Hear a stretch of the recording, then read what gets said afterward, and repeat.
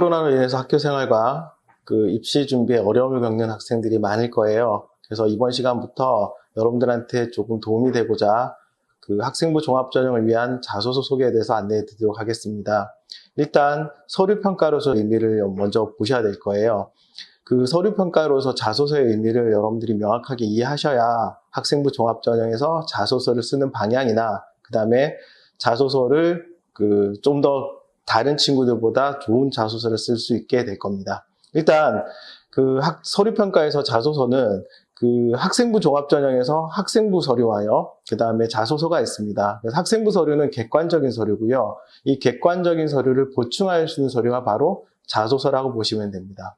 그래서 자소서를 쓸 때는 학생부에 있는 내용들을 기본으로 가지고 가셔야 돼요. 그래서 여러분들이 본인의 학생부를 자세하게 살펴보고 그 내용 중에서 객관적이고 좀 장점이 될 수 있는 내용들을 뽑아낼 수 있어야 돼요.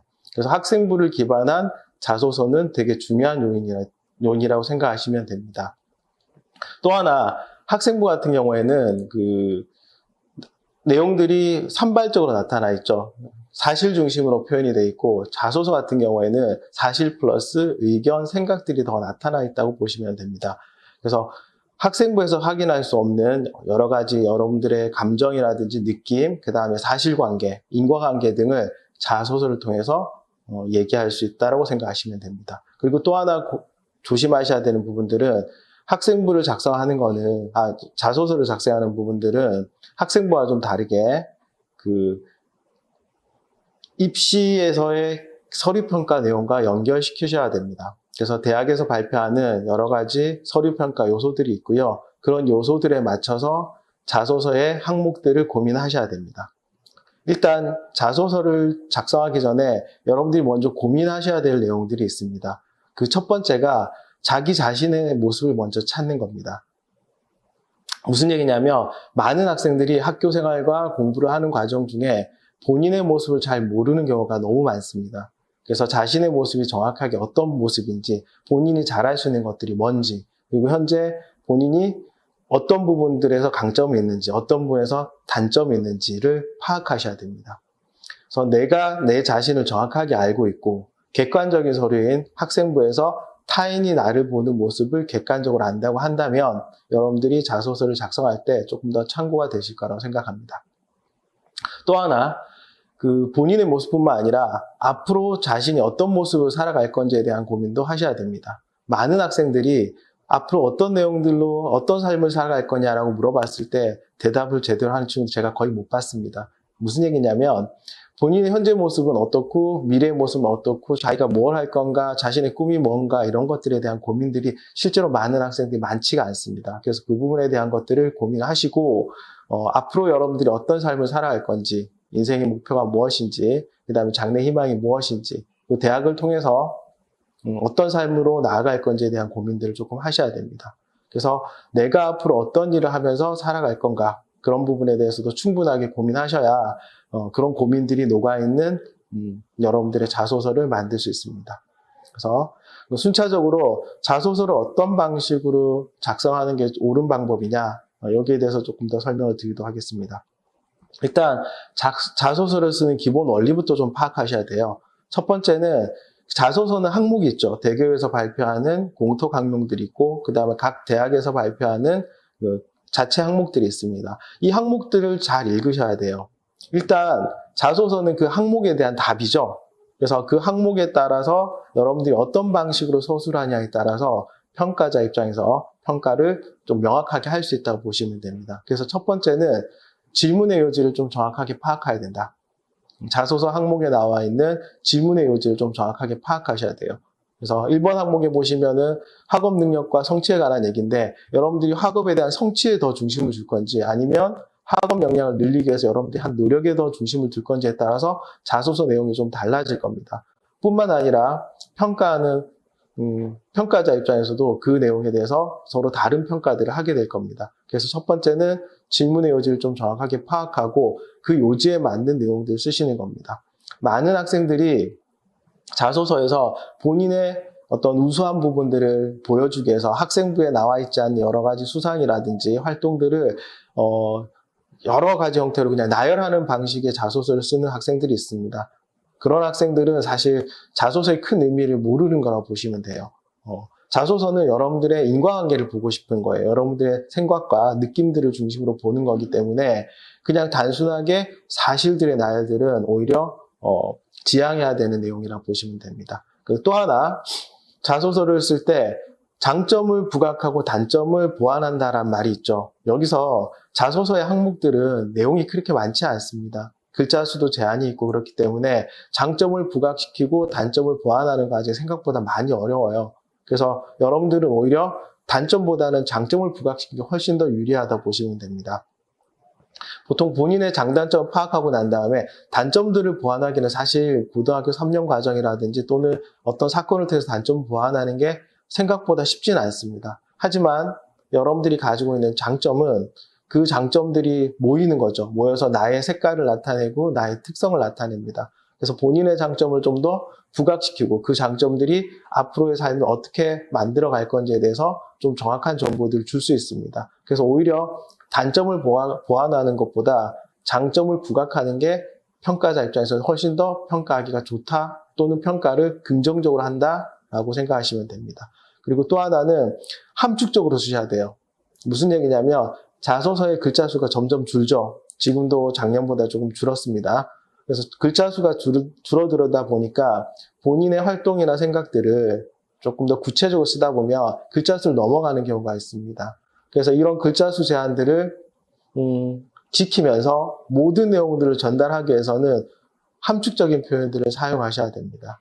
그래서 뭐 문장을 조금 더 깔끔하고 정확하게 쓰는 거, 이런 것들도 되게 중요하다고 보시면 됩니다. 그리고 또 하나 조심해야 될 것들은 여러분들이 좀 화려하고 좋은 미사오구를 쓴다고 해서 평가자들이 그거를 그대로 받아들이냐? 그렇지는 않습니다. 평가자들은 여러분들의 어떤 객관적 사실과 그 다음에 인과관계 그리고 여러분들의 생각, 느낌들을 보기 때문에 사실관계를 좀 더 정확하게 파악한다고 보시면 됩니다. 단순하게 조금 화려한 미사오구를 쓴다고 해서 평가를 더 잘 받는 건 아니기 때문에 그런 그 형용사라든지 미사오구에 대해서 너무 많은 신경을 쓰지 않도록 하는 게 좋습니다. 많은 학생들이 본인을 꾸미기 위해서 많은 미사오구를 쓰게 되는데 그런 것들이 결국은 내용들을 길고 조금 지루하게 만드는 경향이 있습니다. 그래서 사실 중심으로 나의 생각 중심으로 함축적으로 쓰는 게 되게 중요하다고 생각하시면 됩니다. 그럼 본격적으로 자소서를 작성하는 방법에 대해서 좀 말씀드리겠습니다. 자소서를 여러분들이 쓰기 전에 제일 먼저 생각해야 되는 사항들이 두 가지가 있습니다. 첫 번째는 자소서라는 게 학생부를 보완하는 서류라고 생각하시는 겁니다. 그러니까 학생부가 기본이 돼야 되는 거고요. 자소서는 활동의 내용과 활동의 결과, 그 다음에 그 결과를 통해서 본인의 모습이 어떻게 변화됐는지 이런 부분들에 대해서 정확하게 기술하는 겁니다. 다시 얘기하면 본인의 모습을 본인의 시각으로 다시 한 번 더 재구성하는 거라고 보시면 됩니다. 그래서 자소서에 있는 항목들과 관련되는 내용들을 일단 관련 활동들을 정리를 한번 해보셔야 됩니다.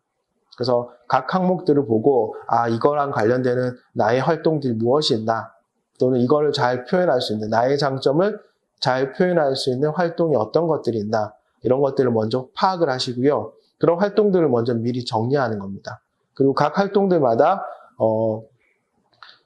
전체적으로 한 300자에서 500자 정도로 내용을 전체적으로 정리하는 것도 좋은 방법입니다. 그리고 두 번째는 본인의 모습을 하나의 키워드로 표현할 수 있으면 정말 좋습니다. 하나의 키워드나 또는 하나의 문장으로 나는 어떠한 사람이다 라는 것들을 표현할 수 있으면 본인의 모습이 되게 정확해집니다. 그래서 그걸 통해 가지고 자소서의 방향과 항목들에 대해서 어떤 방식으로 또는 어떤 활동들을 자소서에다 집어넣어야 될지를 여러분들이 고민할 수 있을 겁니다. 좀 구체적으로 이제 말씀드리겠습니다. 자소서는 기본적으로 크게 한 4단계 정도로 생각하시면 됩니다. 첫 번째는 어떤 활동을 하게 되는 어떤 동기라든지 그 다음에 도전하게 된 이유들이 존재합니다. 그래서 내가 왜 이 활동을 했는지 그 다음에 이 활동을 왜 시도했는지에 대한 것들이 되게 중요합니다. 그 부분이 먼저 들어가야 되고요. 그리고 또 하나는 과정이 있습니다. 학생부와 자소서가 다른 부분이 바로 이 부분입니다. 그 과정이라는 것들이 들어가서 이 과정에서 내가 어떠한 방법으로 어떻게 진행했는지 구체적으로 설명할 수 있는 게 바로 자소서의 장점이라고 보시면 됩니다. 그래서 여러분들이 그 과정에 대한 부분들 조금 더 신중하게 고민하셔야 되고요. 그리고 그 과정에 대한 결과, 그 결과로 내가 어떤 것을 했다 또는 무엇을 얻었다에 대해서 조금 집중하셔야 됩니다. 그리고 그 결과들이 나의 삶에 대해서 어떤 영향을 미쳤는지, 그리고 내가 어떤 선택을 하게 됐는지, 여기에 대한 것도 사실 쓰셔야 됩니다. 그래서 자소서에 대해서 쓸 때 기본적인 큰 틀의 방향은 동기와 또는 도전하게 된 배경, 그리고 그 과정, 그리고 결과, 그리고 그 결과를 통해서 얻게 된 새로운 방향, 이런 것들이 기본적으로 형성돼야 됩니다. 그래서 보통 제가 말씀드릴 때 자소서 쓸 때는 보통 4단계 과정을 거쳐서 쓴다라고 말씀을 드리거든요. 그 4단계 과정이 동기와 도전에 대한 이유, 그리고 과정, 결과, 그리고 그 결과가 나의 삶에 어떻게 변화를 시켰나, 방향 제시, 이런 것들이 들어간다고 보시면 됩니다. 그래서 이렇게 쓰는 게 일반적인 자소서 방향이고요. 그래서 동기와 사실 도전에 대한 부분들을 아주 짧게 쓰셔도 괜찮아요. 내가 이러이러한 동기로 인해서 어떤 방식으로 이런 활동을 하게 됐다가 중요하고요. 그 다음에 그 과정들에 대해서도 사람들마다 좀 다를 겁니다. 어떤 사람들은 그 과정들이 더 중요한 역할을 했을 경우도 있고, 또 어떤 사람들은 그 과정보다는 그 결과가 그 결과를 통해서 그 새로운 방향이 제시되는 그 과정이 더 중요한 친구들이 있을 겁니다. 그래서 사람들마다 도전이나 동기가 더 중요한 친구들이 있을 거고요. 그 다음에 그 과정이 더 중요한 친구들이 있을 거고, 결과나 또는 새로운 방향에 대한 것들이 더 중요한 친구들이 있을 겁니다. 그래서 그 중심에 따라서 서술의 내용들이 조금 달라지는 겁니다. 그래서 기본적으로 자소서 쓰는 단계가 4단계이지만 여러분들이 어느 부분에 더 방점을 둘지를 고민하시는 것도 중요합니다. 또 하나는 그 역경 극복이나 그 다음에 이런 사례들을 적을 경우가 있습니다. 그럴 때는 이 극복 과정이 되게 중요합니다. 그래서 자소서 항목의 2번 항목이나 3번 항목 같은 경우에는 그 여러분들이 어려움이나 또는 뭐 갈등 상황들을 어떻게 극복했느냐, 이 극복하는 관점이 되게 중요하다고 보시면 됩니다.